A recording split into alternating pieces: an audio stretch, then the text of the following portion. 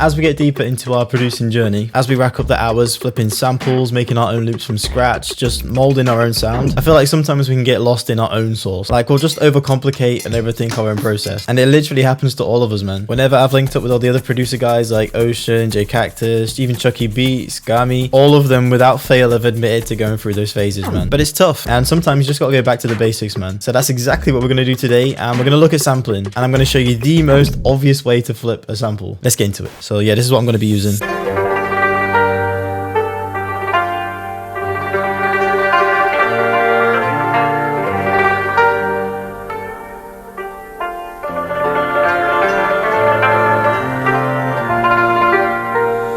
Proper ethnic vibes to it. Now the most obvious way to flip the sample is literally just to flip it. Literally just take one section of the sample that you really like and just loop it. Maybe find two sections to play as an A part and a B part, but that's literally all we're gonna do. I feel like this is slept on way too much, and it takes away from just really digging into music and just finding some real cool and different samples out there. I see a lot of tutorials on flipping samples, using the slicer, adding crazy effects, reversing it, just going crazy with it. And I'm not gonna lie, whenever I start doing that, I just start to get into this rut of like over flipping it, completely changing the sample, when the whole reason why I actually got the sample in the first place was because I liked how the sample sounded. Metro did it with Mask Off, Kanye does it all the time, and more recently a lot of songs are sampling songs from my childhood back in the early 2000s, like Fergie, Glamorous. I think Jack Harlow sampled that. Doja by Central C, who sampled Let Me Blow Your Mind by Eve, and that was just a real short chop of the song, just sped up and pitched up a little bit. So yeah, that's exactly what we're gonna do with this sample, man. Just have some fun with it. So yeah, this is the chop that I'm liking the sound of.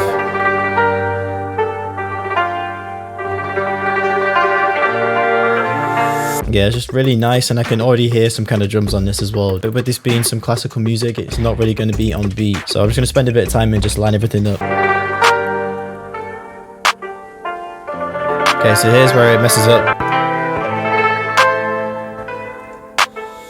Alright, we got it, man. We got our looping. Took a little bit of chopping, a little bit of rearranging because it was very kind of offbeat and the tempo switched up loads. But this is what we've ended up with.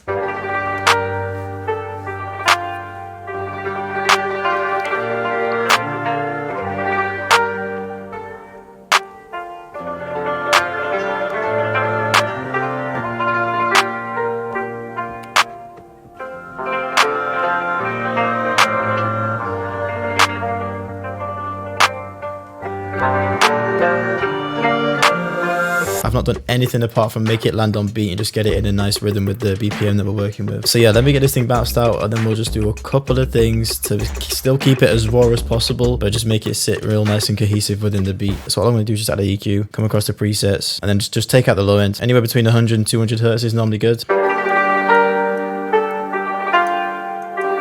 If you take a look at the wave file, it's very dynamic, so I want to kind of smoothen out a little bit. So to do that, I'm just going to use some compression.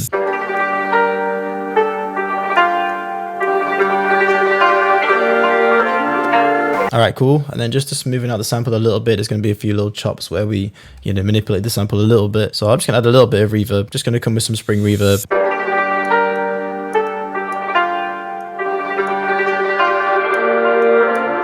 Yeah, that's literally it. Again, this isn't really like an obvious effect. It's more just to kind of blend the melody together. Now, the only other thing is just play with the pitch of the loop. Sometimes it might feel better higher up. Sometimes it might feel better lower down.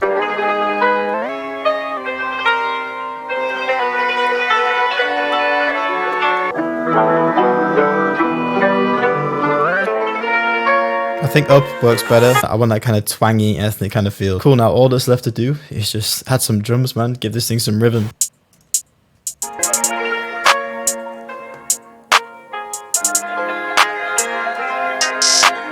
And we'll go for 2 808s in this pattern. Just figure out the root note of the sample.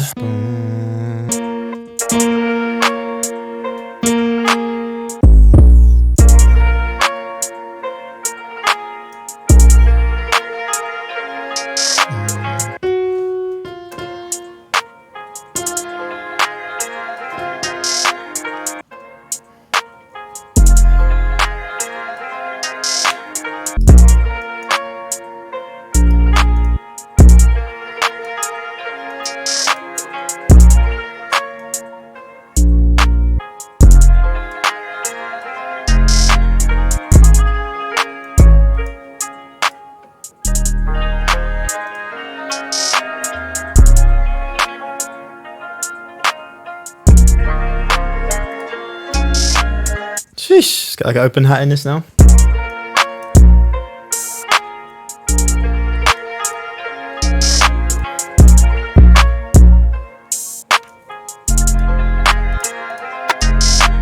Little bongo.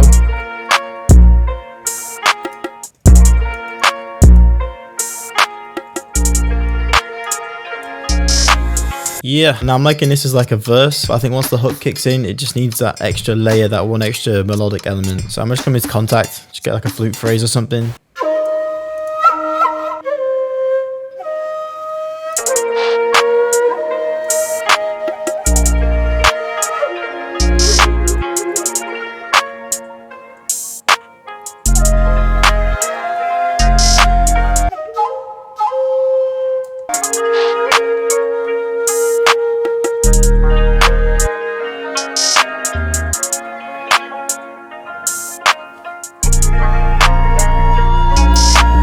That's crazy. Now I think just one extra thing we can do with the melody that doesn't really take away too much from the original sample is just pitch it down a whole octave at certain points. That dip in energy can really open the beat up a lot for vocals. So yeah, let me just pull it down a whole octave. See how it transitions.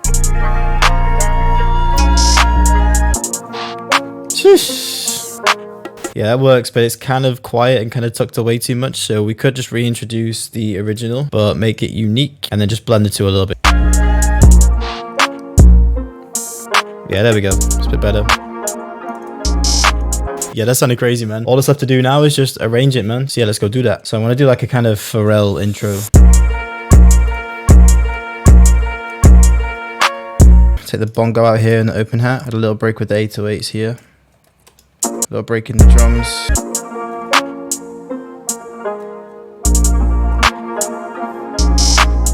Could like switch this bit up. Yeah, we could take everything out after this point and then put a bass in maybe.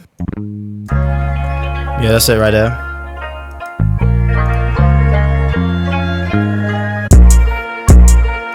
Hey, hey.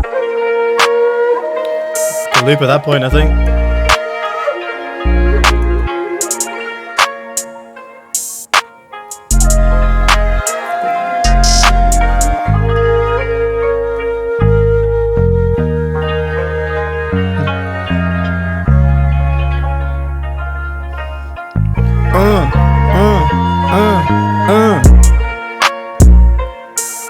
I mean, that loop's kind of nice, you know? It's like a freestyle kind of beat, Migos vibes. But yeah, man, that just goes to show that the real raw, basic way of sampling by just taking a part that you really like, making very small adjustments and adding your own spin on it is a really fun way to make music, man. I feel like it's slept on too much. People want to do too much, kind of show off their technical ability in their door. But at the bare bones of it, this is music, man. If it sounds good, then people are going to mess with it. So yeah, let me know if you guys get caught up with this too, if you guys kind of overcomplicate these things for yourself and just kind of forget about the real raw fundamentals of sampling and just beat making in general. But yeah, that's going to be it for this one. Have a great day, and I'll see you in the next one.